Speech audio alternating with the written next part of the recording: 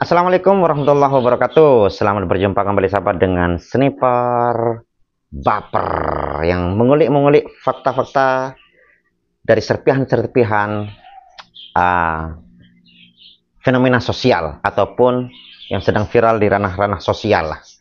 Kalau sekarang sahabat, karena masih viral-viralnya itu tentang Mas Yun dan juga Bunda Fauzana, maka kita bahas, kita ulik-ulik, kita ambil serpihan-serpihan yang mungkin bisa bermanfaat bagi kita. Dan untuk sementara ini sahabat, saya ingin mengulas tentang pesan kepada para sengkuning.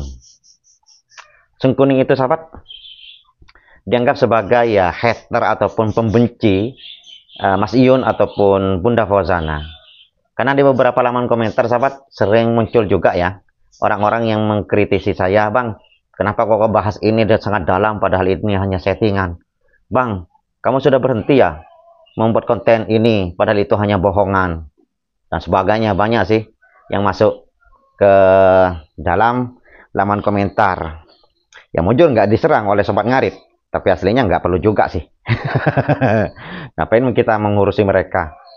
Karena kalau umpamanya orang sudah punya keyakinan tertentu sahabat, untuk kita berubah keyakinannya memang agak sulit. Tapi sebelum itu sahabat, saya ingin menjelaskan siapa sih Sengkuni ini yang kemudian dijadikan sebagai maskot ataupun dijadikan sebagai ucapan oleh Mas Yun dan juga Bunda ataupun tim-tim yang lain ya, tim-tim sobat-sobat ngarit yang lain ya. Sengkuni ini sahabat dalam cerita Mahabharata dianggap sebagai paman dari Kurawa, paman dari Kurawa yang sangat licik. Sengkuni ini kadang-kadang disebut dengan Sangkuni atau disebut dengan Sang Kuning dalam pewayangan Sunda katanya, saya baca di Wikipedia tadi itu. Kemudian Sengkuni ini dengan cara liciknya sering menghasut para Kurawa untuk bisa memusuhi ataupun membenci para Pandawa. Sehingga kemudian Sengkuni ini mampu untuk merebut sebuah kerajaan Indraprastha dengan cara liciknya. Itu Sengkuni. Kemudian kok bisa orang ini kemudian nama ini kemudian dijadikan sebagai ya disebut dengan ejekan atau gimana lah kepada orang-orang yang tidak menyukai Mas Indra dan juga Bunda Fauzana. Tapi intinya seperti ini sahabat. Ini mungkin pesan kepada para Sengkuni dan juga mungkin sebagai pembelajaran ataupun metode berpikir lah dari Sniper Baper ya. Gini, walaupun toh kalian itu tidak percaya bahwa hubungan tentang Bunda Fauzana dan juga Mas Iyun itu nyata, ya saya tidak akan mencampurinya, itu hak Anda kan. Anda mau percaya, Anda tidak percaya, silakan, itu hak Anda. Toh juga Anda percaya tidak ada gunanya bagi Anda kan? Anda tidak percaya juga tidak ada gunanya bagi Anda. Anda percaya, iya benar-benar percaya saya. Gunanya untuk Anda itu apa?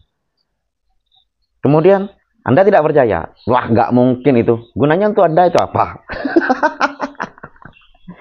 Jadi sungguhnya kita ulik dulu.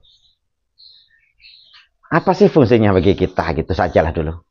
Kalau umpamanya Anda masih belum bisa berpikir apa sih gunanya untuk bagi saya untuk mengikuti konten mereka yang kemudian oleh Anda itu dianggap itu hanya gimmick, hanya settingan, hanya ya hoax saja atau macam-macam lah. Gini sahabat, saya ajak untuk beretorika dulu ya. Beretorika. Berapa istilahnya ya? Ya berpikir sedikit pikiran cerdas lah. Gini, mungkin kalian itu tahu tentang ceritanya Timun Mas ataupun tahu tentang ceritanya bawang merah dan bawang putih, atau tahu ceritanya tentang Kencil Mencuri Mentimun, atau cerita-cerita rakyat yang banyak berkembang, yaitu tentang seorang raja yang bisa terbang ataupun seorang yang punya kekuatan hebat dan sebagainya, yang mana mungkin cerita-cerita itu semuanya jauh dari kata fakta.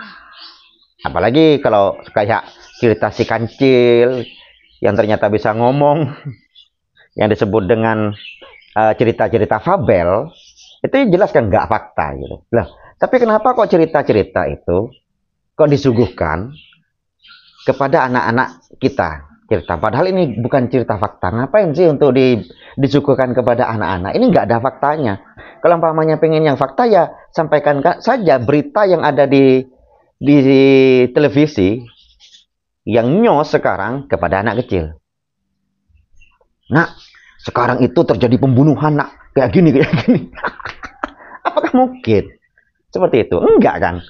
Enggak mungkin kepada anak kecil ataupun kepada orang-orang yang memang tidak tertarik terhadap itu, terhadap berita-berita itu, dan enggak ada gunanya juga untuk itu, untuk disampaikan juga enggak ada.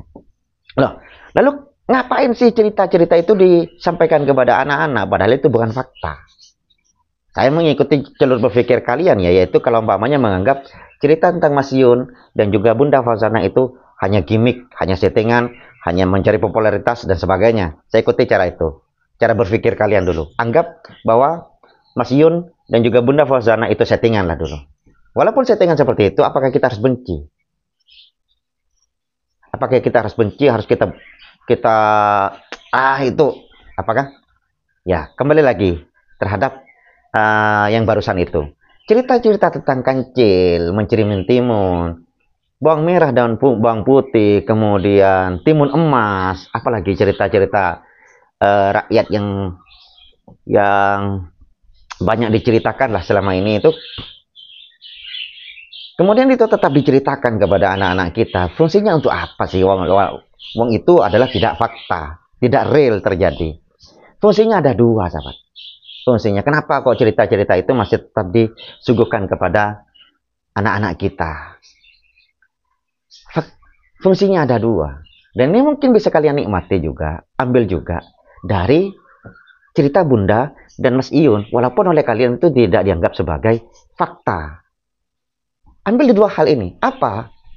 Yang pertama, sahabat, hiburannya. Hiburannya.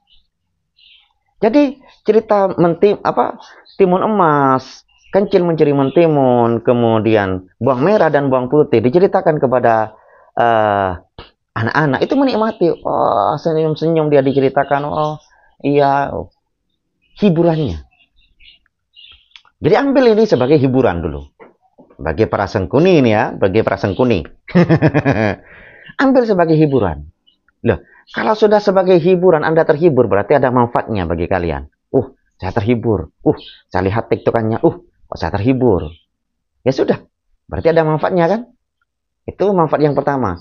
Lalu yang kedua, sahabat, pesan moral. Cerita tentang kancil, tentang timun emas, tentang apa itu? Ada pesan moral yang terselip di dalamnya.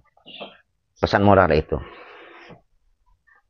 Ada pesan moral yang terselip di dalamnya. Itu fungsinya. Selain cerita adalah pesan moral. Nah, dalam fenomena Yunfa ini, kemudian saya sering ya ambil serpihan-serpihan terkecil untuk ya ada mungkin ditemukan pesan-pesan moral yang bisa kita nikmati bersama. Kita nikmati bersama pesan-pesan moral ini. Gitu.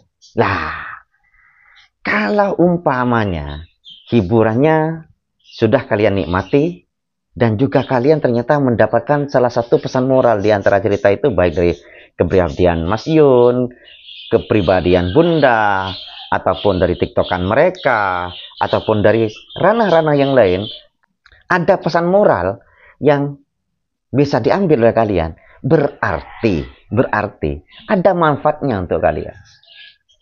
Manfaatnya itu baik secara hiburannya ataupun secara pesan moralnya. Kalau sudah ada manfaatnya bagi kalian, lalu kalian itu ngapain masih menghujat? Wong kalian itu menikmati manfaatnya.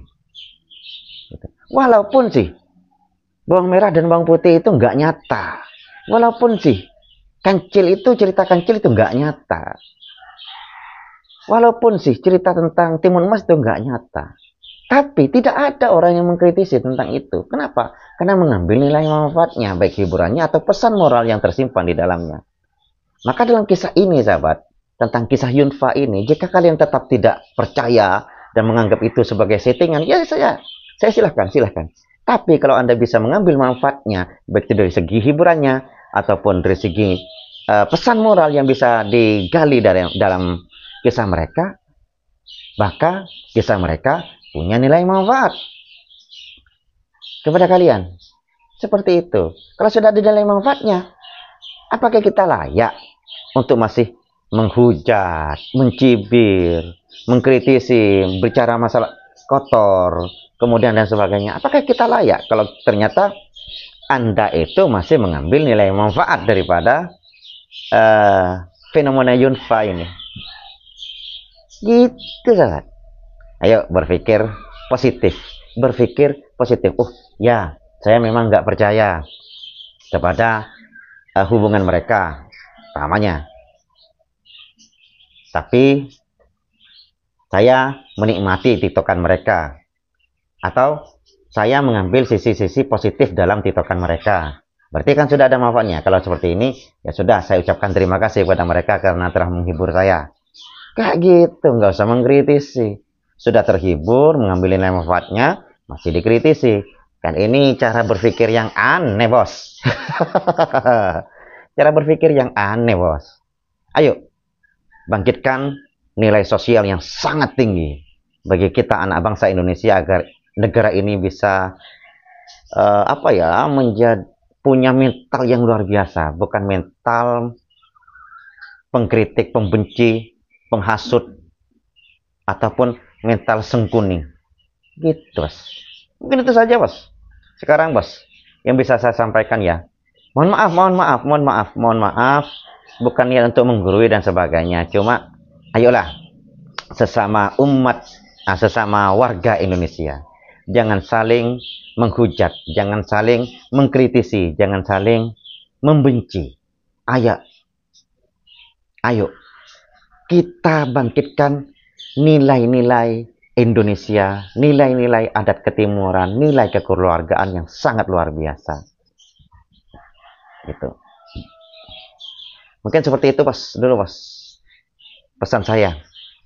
Ya, terima kasih atas dukungannya, karena selama ini konten saya mungkin cuma konten duduk, konten bicara, tapi ternyata ya didukung masih oleh teman-teman. Ya, kadang-kadang walaupun tidak ada cuplikan apa gitu, nggak ada. Ya, karena saya tidak perlu memberikan cuplikan, karena beberapa teman-teman yang hadir di konten saya ini kebanyakan sudah tahu cuplikan-cuplikan yang saya sebutkan kadang-kadang gitu. Jadi kadang-kadang saya nggak sempat juga, bos, untuk mencari cuplikan-cuplikan. Apalagi kemudian, bang, siapa sih bang sungkuninya? Wah, apalagi Anda kemudian bertanya, bang, siapa bang sungkuninya, bang? Angkat, bang. Wah, ini akan menciptakan sebuah permusuhan bahkan, bos. Nggak perlu lah ya. Nggak perlu kita cari siapa sungkuninya. Kemudian saya sempat kemarin kan membahas tentang gimana caranya kita untuk bersikap kepada orang gagah nomor 1 di dunia. Nggak perlu kita, wow.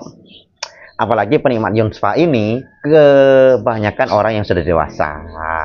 Berpikirnya pasti lebih logis, berpikirnya pasti lebih bijak. Oke. Assalamualaikum warahmatullahi wabarakatuh.